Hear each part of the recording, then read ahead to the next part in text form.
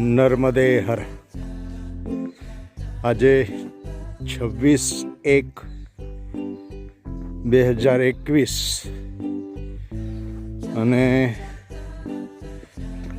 સવારે લગભગ 9 વાગે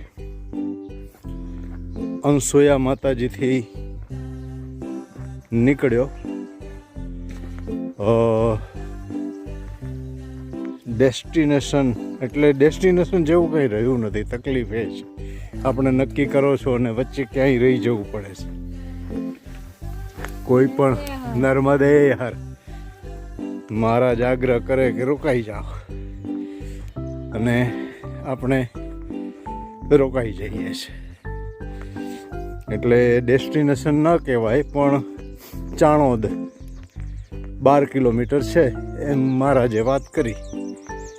હું તો ગઈકાલે જ જમીને થોડો આરામ કરીને 3-3:30 નીકળવા તૈયાર થઈ ગયો. પણ અહીંયાના મહારાજ અમિતભાઈ જે પૂજારી પણ છે અને વર્ષોથી અહીંયા એમનું કુટુંબ 701 વર્ષથી પૂજા કરે છે. મને કે આવ્યો ત્યારે જ કીધું હતું કે નહીં આજે રોકાઈ જવાનું છે, પણ છતાંય હું હમણાં કંઈ ચાલ્યો જ નથી 2-4 દિવસથી. તો મને એમ હતું કે થોડું ચાલી નાખું, પણ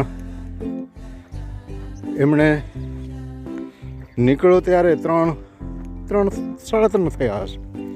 મને કે તમે એવી કોઈ જગ્યા જ નથી કે જ્યાં તમને મળે હવે વ્યવસ્થા. ચાણોદ 12 કિલોમીટર છે ને, હવે તમે અંધારું થઈ જશે, પહોંચી નહીં શકો. એટલે મને રોકી લીધો. અરે રાત રોકાઈ ગયો અને અત્યારે જો નીકળી ગયો છું આ નર્મદાજીના કિનારે કિનારે.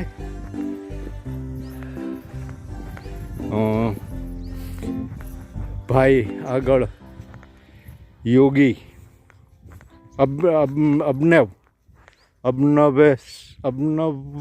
એવું કંઈક નામ છે પૂનાના. બહુ મજાનો છોકરો છે. એણે કહ્યું કે કિનારે કિનારે તમે આરામથી ચાલી શકશો. વ્યાસ બેટ સુધી તો કોઈ તકલીફ નથી. અઘરું છે પણ એવી કોઈ તકલીફ નથી કે તમે ન ચાલી શકો. એટલે અને ત્યાંથી પછી થોડું ઉપર ચડવું પડે એમ છે. વ્યાસ બેટથી ઉપર ચડી જજો ને બ્રિજ ક્રોસ કરીને પાછા તમે નીચે આવી શકશો એમનું કહેવાનું થયું.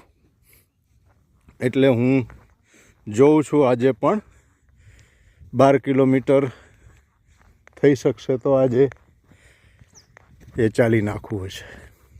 નર્મદે હર.